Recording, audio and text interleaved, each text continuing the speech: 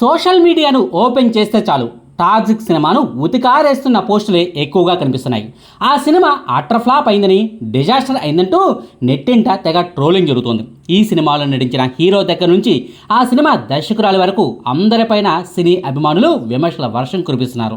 అసలు ఈ కథకు యష్ ఎలా ఓకే చెప్పారంటూ ఆయన అభిమానులు వాపోతుంటే, అసలు ఇలాంటి కథను ఎలా రాయాలని అనిపించిందంటూ దర్శకురాలిపై సినీ ప్రియులు మండిపడుతున్నారు.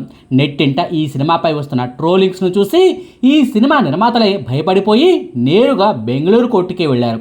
మా సినిమాపై కావాలనే నెగిటివిటీని స్ప్రెడ్ చేస్తున్నారు, మా సినిమా గురించి దుష్ప్రచారం చేస్తున్నారు, దీన్ని వెంటనే నివారించేలా ఉత్తర్వులు ఇవ్వండంటూ బెంగళూరు కోర్టులో పిటిషన్ను దాఖలు చేస్తే ఆ కోర్టు కూడా వెంటనే రియాక్ట్ అయింది.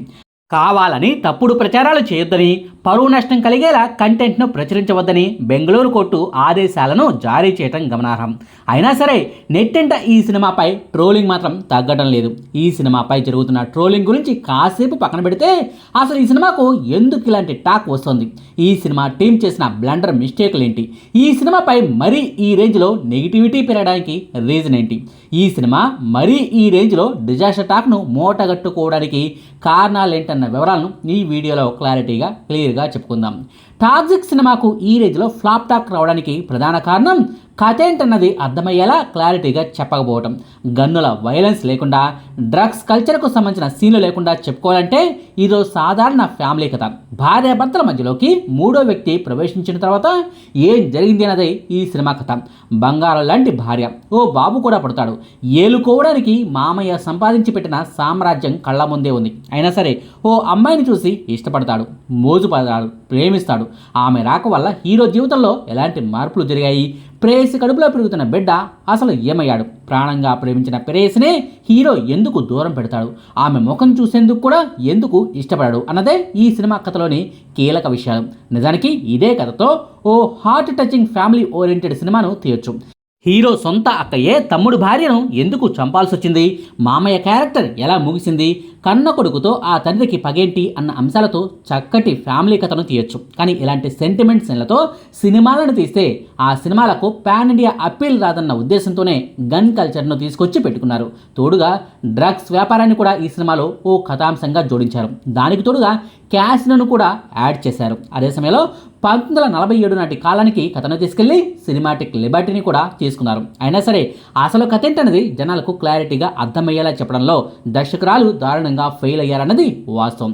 ఇక ఈ సినిమాకు ఈ రేంజ్లో నెగిటివ్ టాక్ రావడానికి రెండో ప్రధాన కారణం కథ కంటే కూడా సినిమాలో అదనపు హంగులకే ఎక్కువగా ప్రియారిటీని ఇవ్వటం. ఒకప్పుడు సినిమాల్లో హీరో హీరోయిన్ల మధ్య శృంగారభరితమైన సీన్లు అసలు ఉండేవే కావు. కాలం మారుతున్న కొద్దీ అలాంటి సీన్లను చూపించాలన్నా కూడా చాలా పద్ధతిగా చూపెట్టడం స్టార్ట్ చేశారు. ఏదో బలమైన కారణం ఉంటే తప్ప, సినిమాకు అవసరమైతే తప్ప అలాంటి సీన్లను స్టార్ హీరోల సినిమాల్లో చూపించేవారే కాదు. ఏవో చిన్న చిన్న సినిమాలు, మీడియం రేంజ్ హీరోల సినిమాల్లో మాత్రమే యూత్ నుంచి అటెన్షన్ తెచ్చుకోవడానికి అలాంటి సీన్లను ఇప్పుడు చూపిస్తున్నారు. కానీ యష్ లాంటి స్టార్ హీరోని పెట్టుకొని అదే పనిగా హీరోకు సంబంధించిన సెక్సువల్ సీన్లను పదే పదే చూపించాల్సిన అవసరం ఏమిటన్నది ఈ సినిమాను తీసిన దర్శకురాలకే తెలియాలి.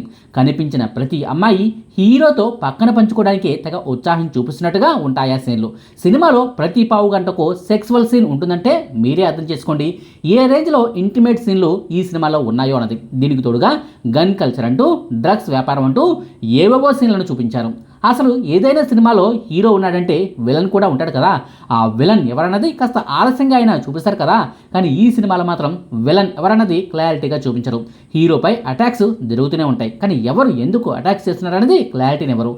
హీరో కూడా ఎవరెవరినో చంపేస్తూ ఉంటాడు, కానీ ఎందుకు చంపుతున్నాడో కూడా అర్థమయ్యేలా చెప్పిసావరు. హీరో కూడా ఓ మాదిరి విలన్ లాగా ప్రవర్తిస్తూ సొంత వాళ్ళనే చంపేస్తూ ఉంటాడు.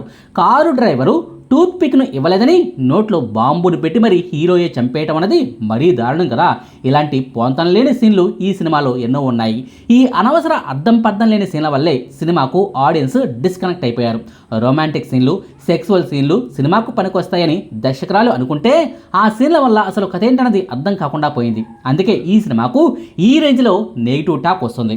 ఇక ఈ సినిమాకు ఈ రేంజ్లో నెగిటివ్ టాక్ రావడానికి మూడో ప్రధాన కారణం హీరో ఎమోషన్స్తో ప్రేక్షకుడు ట్రావెల్ అవ్వకపోవడం.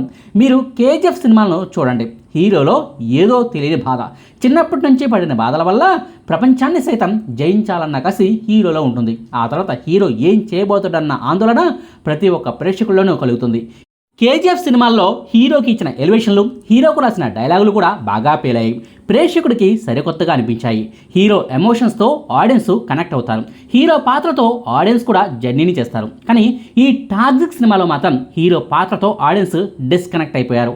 హీరోకు ఓ లక్ష్యం ఉంటుంది, కానీ ఆ లక్ష్యాన్ని సాధించేందుకు, ఆ లక్ష్యాన్ని చేరుకునేందుకు హీరో చేస్తున్న పనులేంటన్నది మాత్రం క్లారిటీ ఉండదు. అయితే గీతే మందు తాగుతూ ఎంజాయ్ చేయటం, లేదంటే మగువలతో పడుకోవటం, ఈ రెండూ కాదంటే గన్నులతో ఇష్టం వచ్చినట్టు అందరినీ కాల్చిపారేయటం, ఈ తరహా సీన్లు తప్ప హీరోకు బలమైన క్యారెక్టరైజేషన్ అంటూ ఏమీ ఉండదు. అర్థం పర్థం లేని లక్ష్యంతో హీరో జర్నీ చేస్తూ ఉంటాడు. ఎవరిని ఎందుకు చంపుతున్నాడో క్లారిటీ ఉండదు. అదే సమయంలో అర్థం పర్థం లేని ప్రేమ కూడా ప్రేక్షకుల్ని విసిగిస్తూ ఉంటుంది. అసలు ఓ సర్కస్ కంపెనీలో పనిచేసే అమ్మాయిని చూసి హీరో ఎందుకు ఇష్టపడ్డాడు, ఆమెతో ప్రేమలో ఎందుకు పడ్డాడు అన్నదానికి మాత్రం సమాధానం ఉండదు. కనిపించిన ప్రతి వాళ్ళతోనూ పడుకునే క్యారెక్టర్ను హీరోకు రాస్తే హీరోను ఇక జనాలు ఎలా స్వీకరిస్తారు, ఆ క్యారెక్టర్తో ఎలా ట్రావెల్ చేస్తారు? ఆడది కనిపిస్తే కడుపు చేయాల్సిందే అన్నట్టుగా ఉంటుంది హీరో గారి ప్రవర్తన. ఓ అర్థం పర్థం లేకుండా హీరో క్యారెక్టరైజేషన్ ఉంది కాబట్టే ఆడియన్స్ కనెక్ట్ కాలేకపోయారు. ఇక సెకండ్ హాఫ్లో ప్రేయస్ని ద్వేషించడంలో కూడా ఏమాత్రం అర్థం లేదు. ఓ బలమైన కారణం వల్లనే ఈ సినిమాలో హీరో ప్రేయసి ఓ పనిని చేస్తుంది. దానివల్ల హీరోకు వ్యక్తిగతంగా ఓ భారీ నష్టం జరుగుతుంది. అసలు అక్కడ ఏం జరిగిందన్నది హీరోకు తెలుసు. ఆమెను బెదిరించే ఆ పనిని చేశారన్నది కూడా హీరోకు తెలుసు. అయినా సరే ప్రేయసిని, ఆమెకు పుట్టిన పిల్లాడిని హీరో అసహించుకోవడంలో అర్థం ఉందని నాకైతే అనిపించడం లేదు. హీరోకు ప్రేయస్కి మధ్య ఈ కాన్ఫ్లిక్ట్ సరిగా సెట్ అవ్వలేదు కాబట్టి సెకండ్ హాఫ్లో వచ్చే సీన్లు అన్నీ కూడా తేలిపోయాయి. ఎమోషనల్గా ప్రేక్షకుడు డిస్కనెక్ట్ అయిపోయాడు. ఇక ఈ సినిమాకు మరీ ఈ రేంజ్లో నెగిటివ్ టాక్ రావడానికి 4 ప్రధాన కారణం తండ్రి కొడుకుల మధ్య వచ్చే సీన్లు అంతగా పండకపోవడం. నేను నా రివ్యూలో ఓ మాటని చెప్పాను. మొదటి భార్యకు కూడా ఓ కొడుకు ఉంటాడు. చర్చిలో నామకరణ కార్యక్రమం జరిగే సీన్ కూడా చూపిస్తారు. అసలు వాళ్ళిద్దరికీ పెళ్ళైనట్టే మొదట్లో ఈ సినిమాలో చూపించలేదు. ఎడిటింగ్లో పోయిందేమోలే అని మనమే సర్దుకోవాలి. అయితే ఆ మొదటి భార్య కొడుకు ఏమైపోయాడు అన్నది అసలు చూపించలేదు. ఎంతసేపు ప్రేయసికి పుట్టిన కొడుకు గురించి సీన్లను చూపిస్తారు, కానీ మొదటి భార్య బిడ్డ ఏమయ్యాడన్నది చూపించలేదు. ఆ సంగతిని పక్కన పెడితే అసలు కన్న తండ్రి కొడుకు మీద ఎందుకు ద్వేషాన్ని పెంచుకున్నాడు, అసలు ఎందుకు తనతో పాటే చిన్నప్పుడే ఇంటికి ఎందుకు తీసుకెళ్లేదు అన్న ప్రశ్నలకు సమాధానం దొరకదు. సెకండ్ హాఫ్ చివరిలో తండ్రి కొడుకుల మధ్య వచ్చే ఫైటింగ్ సీన్లలో కూడా పస లేకుండా పోయింది. RRR సినిమాలో రామ్ చరణ్, జూనియర్ ఎన్టీఆర్లు ఇంటర్వెల్ సీన్లో తలబడుతుంటే చూసే ఆడియన్స్ మనసు కరిగిపోతుంది. అయ్యో పాపం, ఇద్దరు మంచి వాళ్ళే అలా కొట్టుకుంటున్నారేంటన్న ఆందోళన కలుగుతుంది. కానీ ఈ సినిమాలో తండ్రి కొడుకులిద్దరూ కొట్టుకుంటుంటే సగటు సినీ ఆడియన్స్ నుంచి ఎలాంటి రియాక్షన్ ఉండదు. సినిమా అంతా పూర్తయ్యాక ఓ డౌట్ మాత్రం అందరికీ పక్కాగా వస్తుంది. క్లైమాక్స్లో తండ్రి కొడుకులిద్దరూ కొట్టుకుంటున్నట్టుగా సీన్లను చూపించారు కదా, అసలు ట్విస్ట్ ఏంటన్నది రివీల్ అయ్యాక ఆ తండ్రికి ఎలా దెబ్బలు తగిలాయి అన్న ప్రశ్న మాత్రం దర్శకురాలే సమాధానం చెప్పాల్సి ఉంటుంది. భారీ ట్విస్ట్ అవుతుందని, ఆడియన్స్ కొత్తగా ఫీల్ అవుతారని, సడన్ షాక్కు గురవుతారని దర్శకురాలు అనుకుందేమో, కానీ క్లైమాక్స్లో అసలు ట్విస్ట్ వచ్చిన తర్వాత హీరోనే కాదు మమ్మల్ని కూడా ఏది డాష్ గాలని చేసావు కదమ్మా అని సగటు సినీ ప్రేక్షకుల నుంచి కామెంట్లు రావటం పక్క. సినిమాకే హైలైట్గా మారుతుందని అనుకున్న పాత్రను కాస్త క్లైమాక్స్లో డమ్మిని చేసి పారేయడాన్ని ప్రేక్షకులు జీర్ణించుకోలేకపోయారు. అందుకే ఈ సినిమాకు ఈ రేంజ్లో నెగిటివ్ టాక్ వస్తుంది. ఇవ్వండి టాక్సిక్ సినిమాకు ఎందుకు ఇలాంటి నెగిటివ్ టాక్ వస్తుంది, ఏ కారణాల వల్ల ఈ సినిమా అనుకున్నంత విజయాన్ని సాధించలేకపోయిందన్న అంశానికి సంబంధించిన వివరాలు. మీకు ఈ వీడియో నచ్చితే లైక్ చేయండి, షేర్ చేయండి.